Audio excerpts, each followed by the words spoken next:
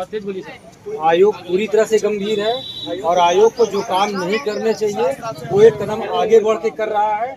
वो शासन भी लगातार लगा है। आपको लगता है कि केवल नियुक्तियों में कई चरण होते हैं, हम लगातार लगे हुए हैं।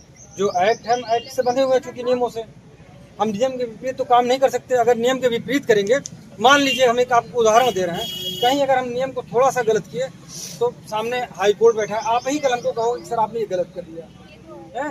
लगातार आपकी बातों पर ही आयोग ने कम से कम 10 मीटिंग की है, जो हमें मीटिंग नहीं करना चाहिए। सर हम कह रहे हैं हम बहुत मीटिंग कर लें, हम कह रहे हैं नहीं, आप निष्कर्ष की तरफ पहुंच चुके हैं। निष्कर्ष सर क्या होगा? 713 का क्या हुआ जो सुप्रीम कोर्ट से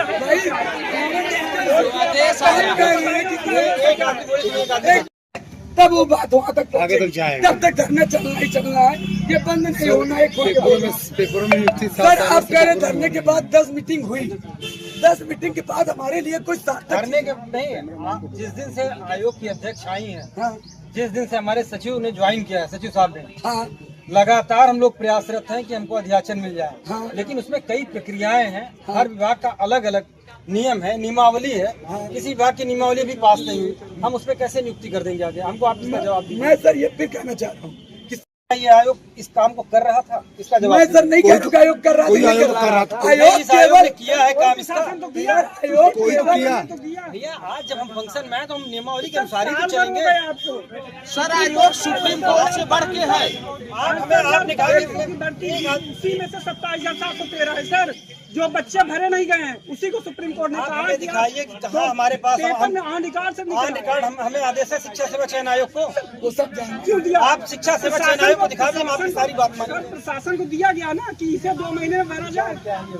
आप हमें केवल इतना दिखाइए कि शिक्षा सेवा चयन आयोग को दिया गया है आदेश। शिक्षा मित्र आपसे कह रहा हूँ, आप केवल हमें ये दिखा दीजिए कि माननीय उच्च न्यायालय ने या माननीय उच्चतम न्यायालय ने या शासन ने शिक्षा सेवा चयन आयोग को क्या निर्देश? शिक्षा सरकार को अब हम उनके अध्याचन को जो एक्ट में वर्णित है उसकी दिशा में बढ़ रहे हैं लेने के लिए। सर ऐसी कोई सुनते सुनते तो भाई मेरी बात समझिए। मैं आपसे विनती कर रहा हूँ, यही सरकार द्वारा बोला गया था कि योग्यता नहीं है, हम भर्ती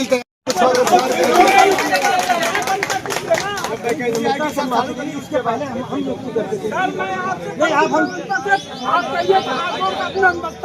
और आपकी वजह से बच्चे अब आत्महत्या करेंगे इसी आयोग के सामने।